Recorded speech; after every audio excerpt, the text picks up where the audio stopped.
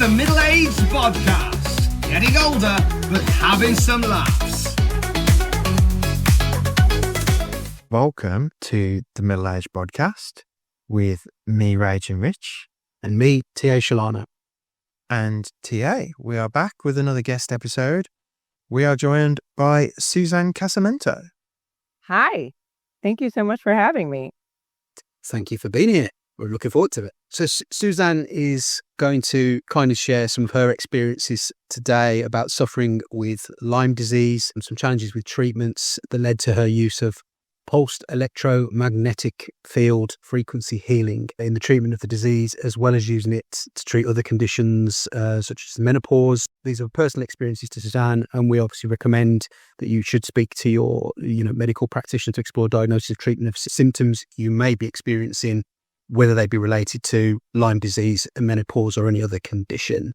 So Suzanne, do you want to sort of tell us and the listeners a bit about yourself? Yeah. So I am an author, and I actually recently finished writing a memoir about my journey healing chronic Lyme disease. I am a United States citizen, and so there is for-profit healthcare here. So a lot of what I wrote about was navigating a chronic illness in a country with for-profit healthcare and what that does to you mentally, spiritually, emotionally, physically, financially, all of the things. And so it's been quite a journey. And many people suffer from mystery illnesses. So, lots of symptoms that doctors can easily say, well, it's just stress. Whether it's fatigue or phantom pain or chronic infection, there are so many different kinds of symptoms. And so I wanted to write the book so that people could feel not so alone and understand that,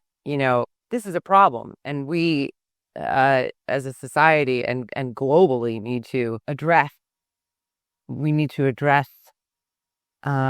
illness. Okay. I was just going to say then, at this point with the book, what sort of is it sort of finished? Is it going to be published? What's the next steps with that?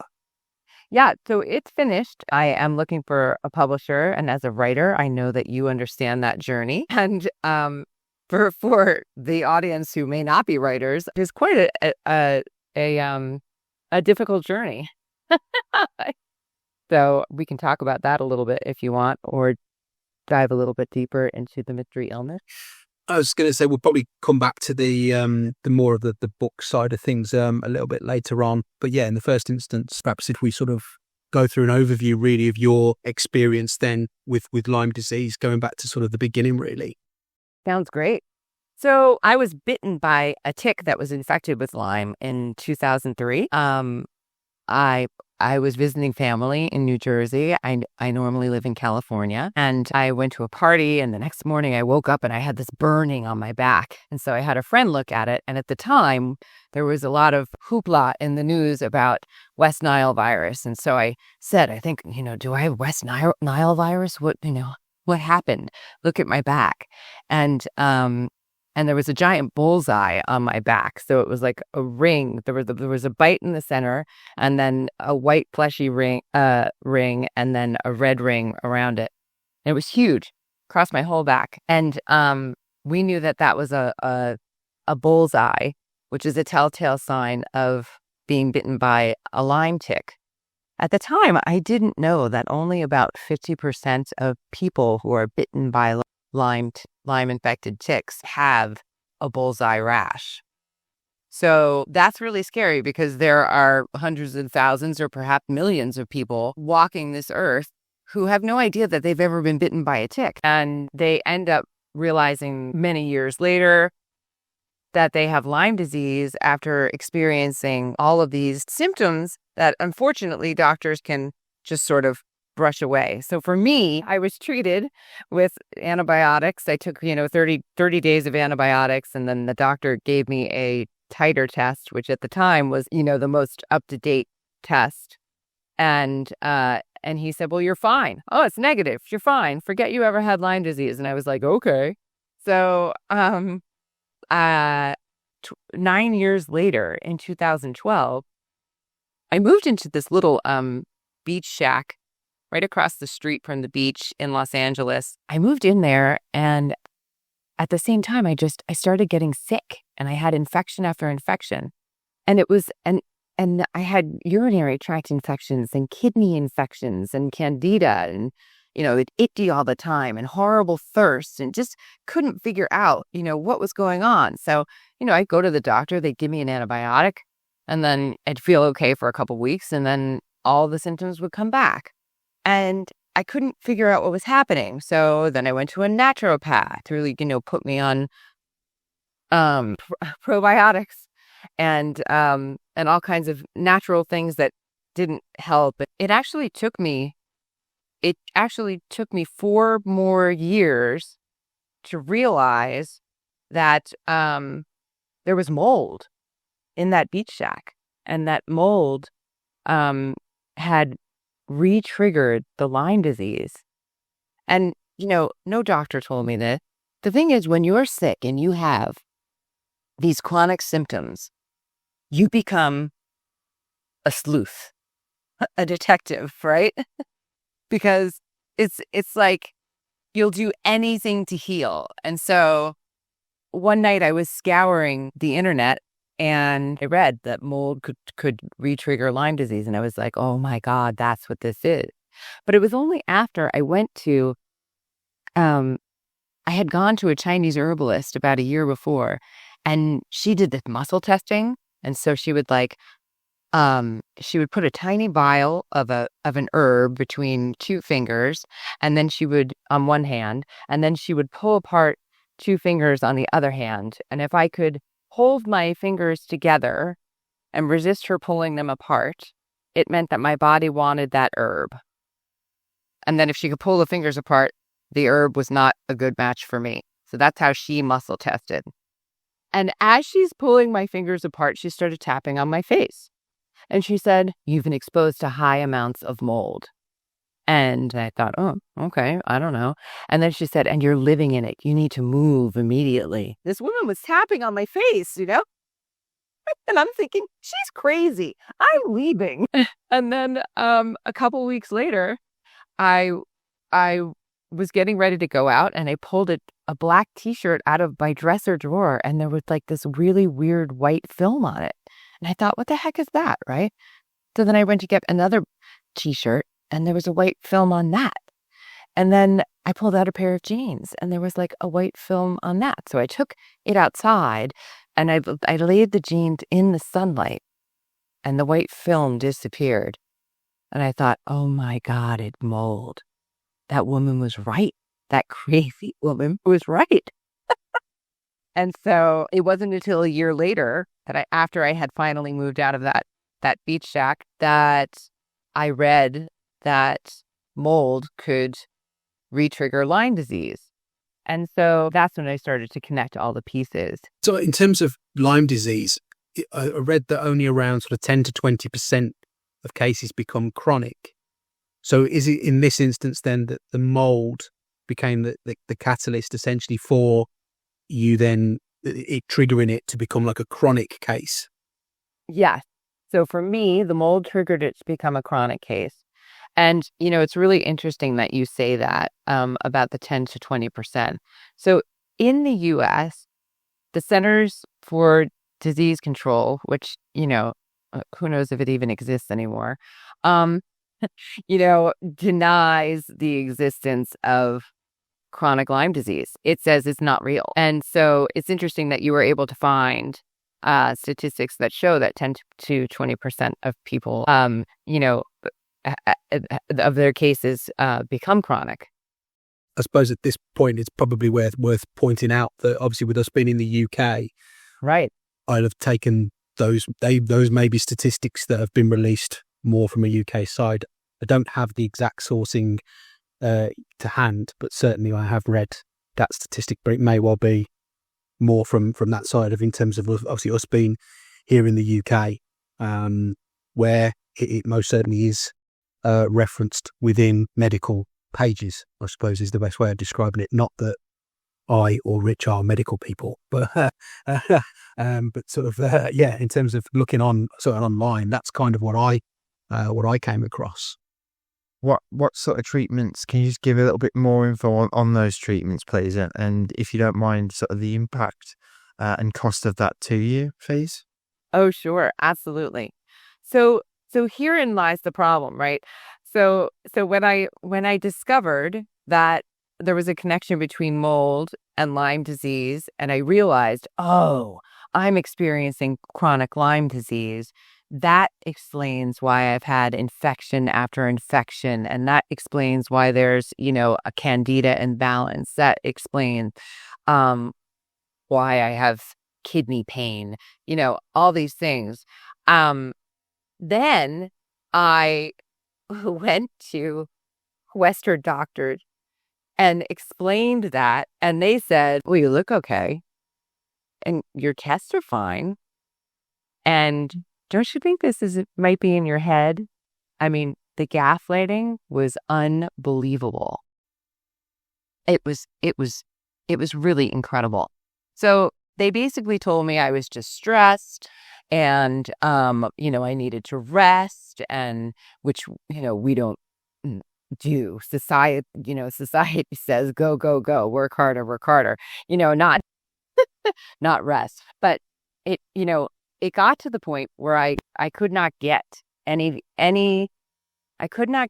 help from Western doctors. The Lyme comes with co-infections. So I had Epstein-Barr virus, I knew all of these things were happening, but didn't have the names for them because I couldn't get those answers from Western doctors. So I'm going to Western doctor after Western doctor, and here, so on the health insurance that I had, I was allowed one visit with a general practitioner per year for like a checkup. That's free, right? And then one visit per year with a gynecologist. That would be free. I mean, this is, of course, after you're paying, $300-$400 a month for your insurance. And then nothing else is covered. So basically, I had an insurance that was what we would call a catastrophic insurance. So that if I end up in the hospital and had to stay for a few days, I had a $10,000 deductible. So I would only have to pay $10,000 out of pocket. And the other, $300,000 or whatever it would be covered by insurance. That's the way it works here. It's ridiculous. So since I'm already paying out of pocket and I wasn't getting any answers from Western doctors, I started trying some crazy stuff, right? So I went to that woman who was the Chinese herbalist who was tapping on my face and doing the muscle testing and giving me Chinese herbs. And those herbs did help. They would help with the thirst. They would help with kidney pain. They would help with things like that. But I wasn't, making enough progress, right? So then I saw a somatic therapist. Then I started to do something called breathwork meditation, which is a series of really fast, deep breathing, which helps to oxygenate your cells and clear trauma from the body. And that was incredibly helpful. I went to a woman who was a homeopath, and she lived out, and that woman diagnosed me with the mycoplasma and the chronic Lyme and the Epstein-Barr virus. So I finally had labels for what I had. Then I went back to LA. I saw an osteopath after I had gone to a urologist. It's the long list, sorry. I went to this urologist because I was having problem urinating, and I would sit on the toilet and I would push, and nothing would come out. And so I went to see a urologist. That visit was $360 to go see the urologist, who told me that my bladder was not emptying properly and I was going to have surgery on my bladder. And I left that office and I thought, I am not having surgery on my bladder. There's got to be something that I can do. And a friend of mine suggested I see an osteopath, and an osteopath works on the entire body and also the fascia that holds everything together and makes sure that energy can flow from different parts of the body. And that man pushed and pulled and shook, and he used this vibrating tool on my pelvis. And, this is crazy. And I'm paying $500 for this visit. And, what's going to happen? And I walked out of there. I went home and I sat on the toilet and the pee fell out. And that urologist had told me I would have to have surgery. So, I kept having experiences like that. I was spending from 2012 to 2017, I spent about, on average, $15,000 out of pocket on medical care a year. The entire experience from start to finish was over $100,000 to heal myself from chronic Lyme disease. I'm sorry, I was just going to say, I think that's the interesting thing to reflect on, probably from our point of view, in terms of having the sort of a national health service in the UK and whatnot, is then, irrespective of, the conditions that you're dealing with, you've then got this added challenge then of the costs that you're then having to bear or whatnot in terms of trying to get better, which then can add layers of stress on top of what's already stressful situations. So it's almost like an additional challenge that you've got to get through. So yeah, that must make it even more difficult, really. Absolutely. It's horrible. And as we mentioned earlier, I'm visiting my mom right now, who just got this terrible diagnosis about, of an aggressive leukemia. And she was in the hospital last week for a week. Now, thankfully, she has Medicare, which is a nationwide insurance plan that you pay into your entire life, and then is available to Americans over 65 years old.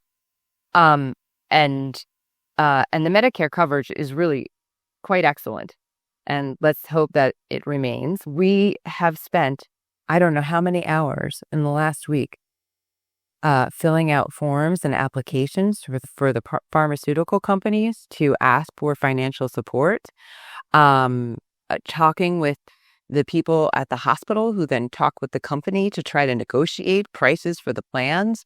And these drugs were supposed to be, are $57,000 a month.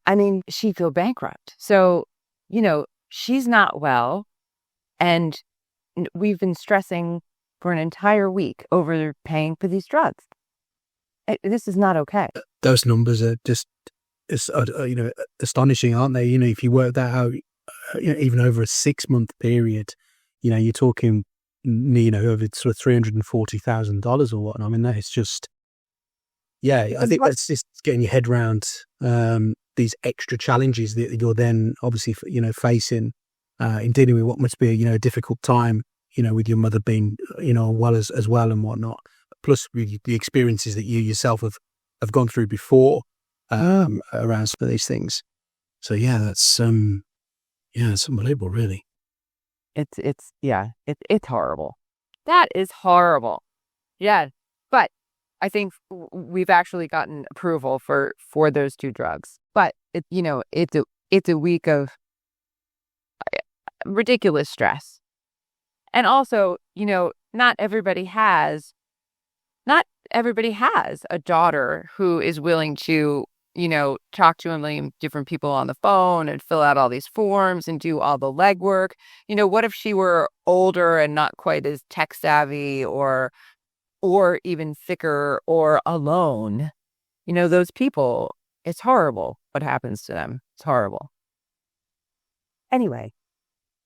Yes, it is horrible, and it's really good that you're around to support your mom at this time. So big respect to you as well for being there to help her out as well at this difficult time.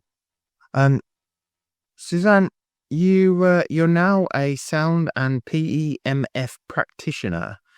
PEMF we've got here is used to support reducing inflammation and improve blood circulation, which is sort of aiding recovery from injury, relieving stress, and improving sleep. Can you just tell us a little bit about how you became involved in using PEMF and sort of your experience, both of your own treatment, but also of treating others, please? Sure. So, so in 2017, I was obviously incredibly ill. At that point, I was having daily fevers. My head felt like it felt like a bowling ball. It was so heavy. Um, and there was just tremendous pressure and brain fog. I couldn't think clearly. I was really not able to work very much. And so I worked as much as I could, but I made $31,000 that year, and I had paid $20,000 out of pocket for medical costs. So obviously I was in incredible credit card debt over the medical costs. So in January of 2018, I was standing in my kitchen and I had all my cabinets were full of supplements and oils and, herbs and drugs and, and I still felt I did not feel well. And I thought to myself, what am I going to do? Am I going to go through 2018 doing the same thing I did in 2017? And am I going to go bankrupt from this? Like, what's going to happen? I said, I have to do something different. So like any good Angelino, I Googled best energy healer in LA, and I found this energy healer. Her name is Gars Chan, who is amazing. So I went to go see her, and we started to do these energy healing sessions. And then, and at first she said, things like, in a past life, you were a queen. And I'm thinking, oh, I was a queen, and then she said, a very sad, lonely queen, and so, so then she deleted it. I'm going to clear that. I'm going to clear that. And, she saw me on battlefields, and she saw me in armor and all this trauma. And she's just clearing. And I'm thinking, whatever, let's just roll with this because I have to do something, right?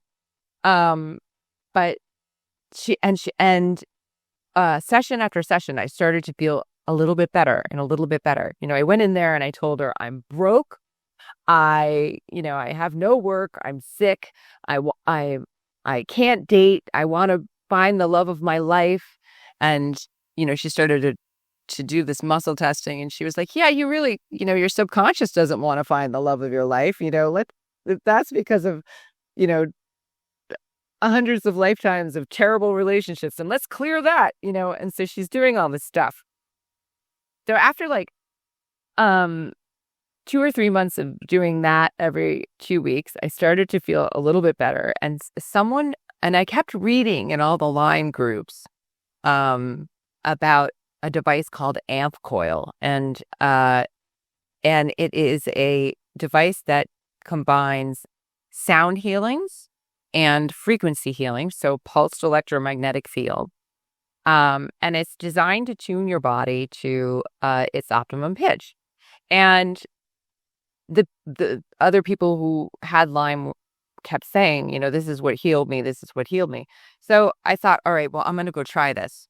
So I drove out to this woman's house in Malibu, and, she put this coil on my lap and said, just lie there for 30 minutes and, note how you feel before and then let me know after. And so, before I walked in there and I had the heavy head and I was not feeling clear and very fatigued. I just felt terrible.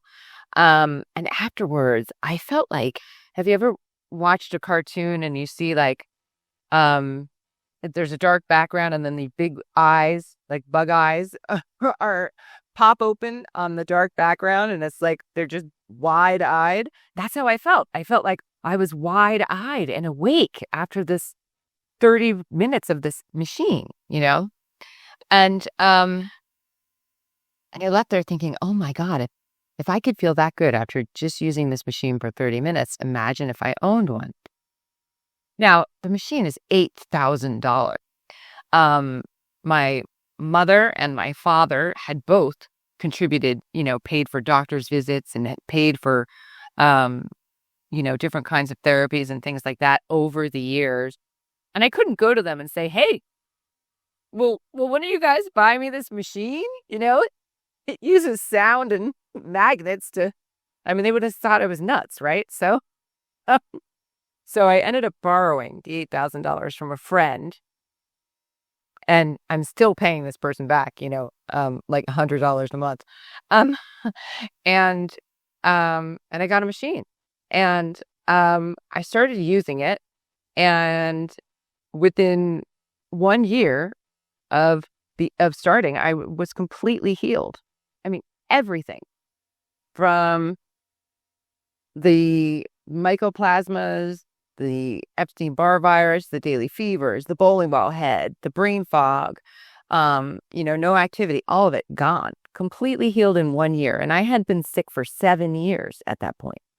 So it was like miraculous. So then after the pandemic, I decided that I was going to leave LA and travel a bit. So I went on a little digital nomad journey, and everywhere I went, like, I was down in Bonaire, and I met a man who had injured himself while scuba diving, and he had this big swollen knee, and he was in so much pain. And I said, well, this might sound a little woo-woo, but I have this machine, So I put the coil on him, and I ran a journey for circulation that helps to circulate blood, and the swelling went down.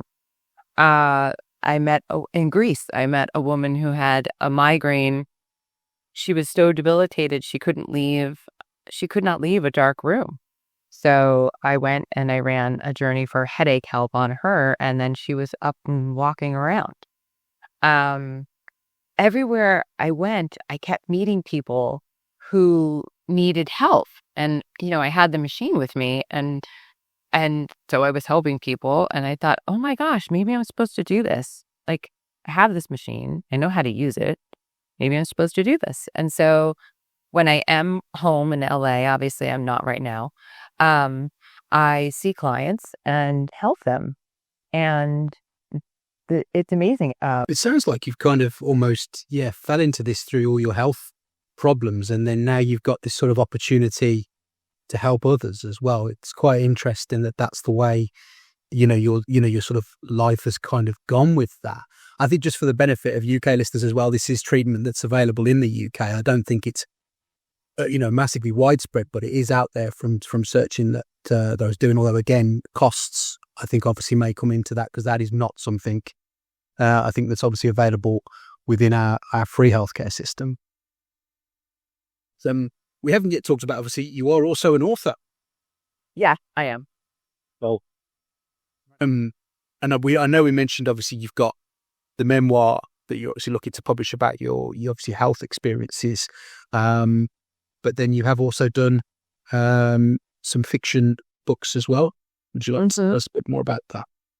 Yeah. So I started my writing career. I used to write for teen magazines like 17 and Teen, which was just so amazing and so much fun. And I used to joke, I'm guiding the youth of America, which is like horrifying because, in my own youth, I was a little bit of a wild child. So, but yeah, it's been wonderful to be able to, write about topics that are so important and healing for kids. I wrote about my own experiences, blending a step family when my mom and my stepdad got married, and stories about like getting kicked out of my clique in middle school, and summer love, and going away to college, and how that was, and just adapting to, learning about other people and things like that. So that was super fun. Used to write a column for a magazine called All About You, which was called Attitude Adjustment, where I would do mini quizzes and offer advice about like how to be happier or how to deal with change and things like that, which is really interesting because then from there I became an instructional designer, which means that I write like courses and training materials for big companies, but also I do a lot of nonprofits. Like right now I'm writing a beautiful course for kids to warn them about hazing within athletics and sports. And so that's been a fun way to write in a career. And eventually I wrote a young adult novel called Fingerprints, which is about an abusive relationship I was in as a teenager. It's based on that, but there are fictional characters in it, and then also blending a step family at the same time. And then there's a follow-up book because that book has three main characters, three best friends, and the follow-up book is called Choosing Tally, which is about a young girl who had an intimate moment videoed and blasted all over the internet, and of course learning how to love herself after that disaster. So those two books are published and available, and and then I'm working on publishing the memoir and another novel right now. So that's kind of what's happening on that front. And I'm right in thinking that the first book was traditionally published, and then I think, was it your second book was through the self-publishing route? Is that right?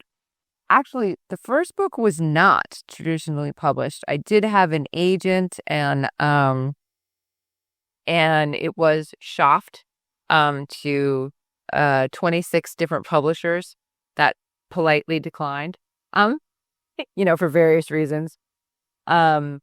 It's funny, while I was writing the memoir, I went back and read the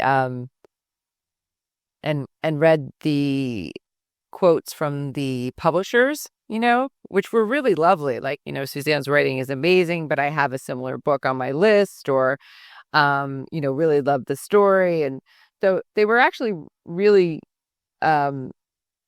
great responses, which was nice to read like 20 years later, or or 15 years later. But that one did die in submissions. And so I ended up independently publishing it. And it was really funny because I thought, well, maybe my mom will buy it. And then a lot of people bought it, and people still buy the books, and I don't really market them. And it's kind of amazing that they've really done so well. And so I'm pretty proud about that. I think it's because they both deal with kind of heavy subject matter, but they're also really funny, and they're ultimately stories about friendships. And who doesn't love a friendship story? I think it's interesting though that you're saying they were rejected by the publishers and whatnot, and then they've gone on and sold well. And over time suggests that there was definitely then the market for them as well. So, they don't know everything, do they? That's what I keep telling myself anyway. Oh, absolutely. Absolutely. I mean, this process is just, it's torturous. It really is. And it really hurts the ego. Because we put so much time and energy into writing these books, and we know they're good books. I mean, it's not like we're writing crappy books, right? And so, the problem is that the big publishers only have so much room on their list, and so many more people write books now than they used to. If you think about it, 60, 70 years ago, somebody has to pull out their Smith Corona typewriter and, clack, clack, clack away, and then take that manuscript and put it into an envelope and send it to a publisher and wait 6 months. Are you kidding me? Like, now that people can just start typing it in a Word document and, or maybe even dictate it, it's just so many more people do it. And so it's just an incredibly competitive market because there's so many people writing books. And also there's not that much shelf space. There's not that much. It's just very, very difficult. But what I think is super exciting is that there are different types of publishing available now, hybrid publishers. I have a few friends who have worked with hybrid presses and have had extraordinarily, just fantastic experiences. You know, where you can walk into a bookstore and purchase their books. They're on the shelves. They're in the libraries. They're distributed through Simon & Schuster. And it's done through a hybrid press. Of course, the hybrid's not going to take just any book. You still have to be accepted. But your chances are much higher than, going through an agent and going through that submissions process. That submissions process for my first book took over 2 years. For 2 years, my agent was pitching publishers. That's excruciating. I wouldn't want to do it again. So I'm actually really leaning towards working with a hybrid press for the next 2 books. Excellent. Yeah. It's really good that the as you said, the books as well, even without you having to promote them, they're still getting sales now and still getting purchased by people, which is absolutely fantastic. And it's a testament, obviously, to your work, that it's speaking for itself and getting recommendations, I'm sure, from a lot of people out there who are finding it and then recommending it to other people. So that's absolutely fantastic. Thank you. I think so too. It's really been it's really been a wonderful experience. And really, I've only put them out because I had a friend who was self-publishing, and I said, "How do you do that?" I didn't even know how to do it. And she said, "Oh, well, here's how you do it," and helped me format it and create a cover. And I just kind of put it out there on a whim, and there it was. I was astonished. Rich helped me. He helped me with your own stuff, yeah, and whatnot. Yeah, he helped me design the cover, and when we were doing some of the template for the self-publishing and whatnot, yeah, he did. He did support me with some of these IT skills. You mentioned, obviously, as well as the memoir, you're doing another novel. What's the next novel you've got planned? So this novel, the other novel is, there's a weird story behind it. So while I was sick, I went to an energy healer before GARS, but I went to this energy healer, and I had never been to an energy healer before. I thought it sounded really woo-woo and strange, but I thought, well, what the heck, right?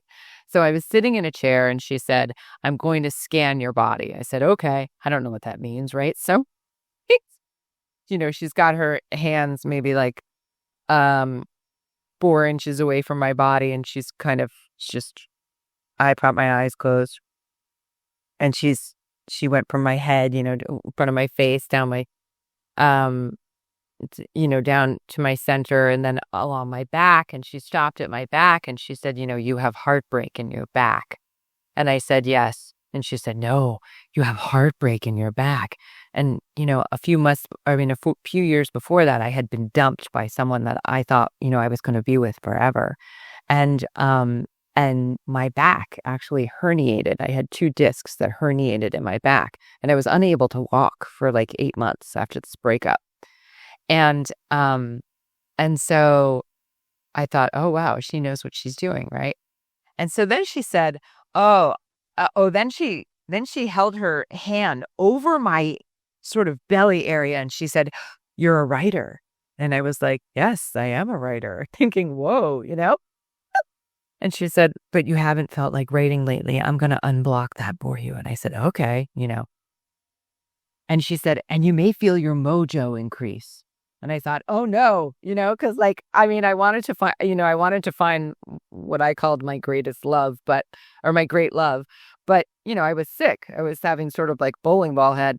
I wasn't ready to date then. And so she clears that whole area. And then my sister came to visit that weekend, and she and I ended up going out to a karaoke bar. I had just gotten a new batch of herbs, and so I was feeling good, right? So we went up to this karaoke bar, and everywhere we went, men were following me. like they were coming up to me and asking me to sing love songs with them. And I mean, it was just like, I was like, oh my God, what did that woman do to me? She said my mojo was going to increase. I'm like a man magnet, So Rich loves karaoke, to be fair to him.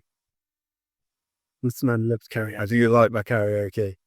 I do too. I went home and like 10 days later, I was sitting on my couch and I basically like zombie walked to my computer and I sat down and I typed out 12 pages, about like a main character I'd never thought of in my entire life. I didn't even know what I was typing. It was like I had channeled it, right? And as I was reading back those 12 pages, I realized that while I was sitting with that energy healer, I had my eyes closed, and while she was running her hands over, my midsection, I was having these sort of like flashes of past experiences. And one of the experiences I was thinking about was standing in the middle of the Roosevelt Hotel on Hollywood Boulevard with an ex-boyfriend, a really old, famous hotel in Hollywood where like the first Oscars was ever filmed, right? Or not filmed, where it was ever held. And I just remembered, I had thought of that while she was clearing whatever she was clearing. The 12 pages that I wrote 10 days later all took place in the lobby of the Roosevelt Hotel. And it was like, I don't know what she did to me. I don't know if that story was inside me forever and she just let it out. I have no idea. But I had 12 pages. And so I wrote those. And then, of course, I was sick and felt horrible and couldn't write. And so I wrote that book in chunks. Like there would be, a few weeks where I felt well. And so then I would write, 60 pages or something. And then, and then I wouldn't touch it again for 6 months. Or then I'd maybe write another 10 pages. And it took me, I wrote it over 3 years in chunks. And again, it is the most fictional thing I've ever written. I never thought of that character, the story, anything.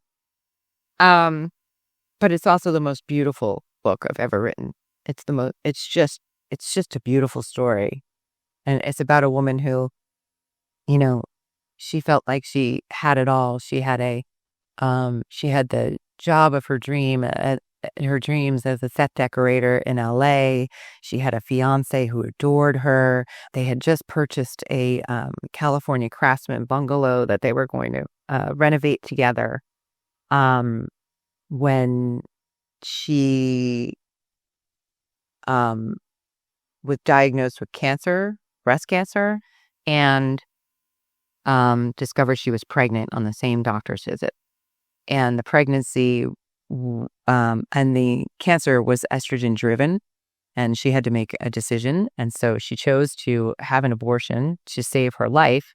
And the fiance disappears on her. And so she's left in this house that they bought together that is dilapidated. And she has to figure out how to renovate the home and herself at the same time.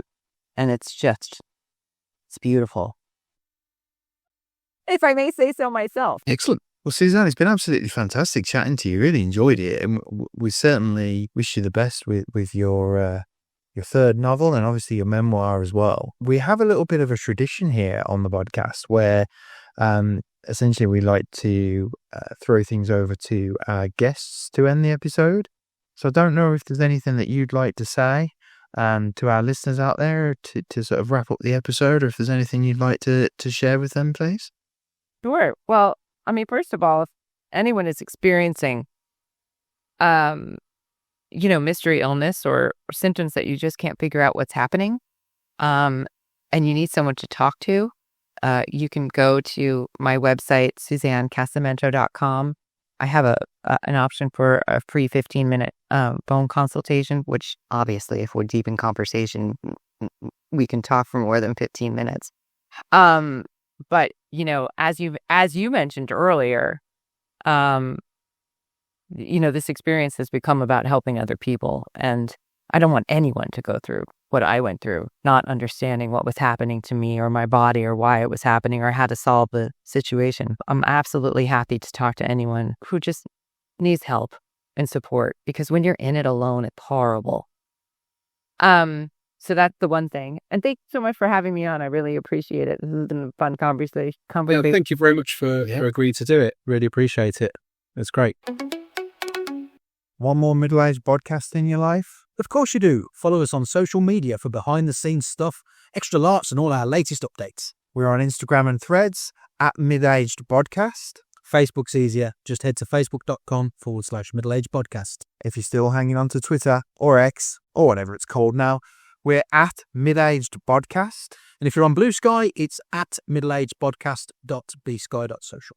Or you can swing by our website, middleagedpodcast.co.uk. Give us a follow and stay in the loop. Cheers for listening. Two best mates, yeah, they're taking a stand. Rich and T.A, got your health in the hands. Weigh-ins, laps, and tales they tell. For beats and nights, the workouts, they're keeping it real. Oh, it's the middle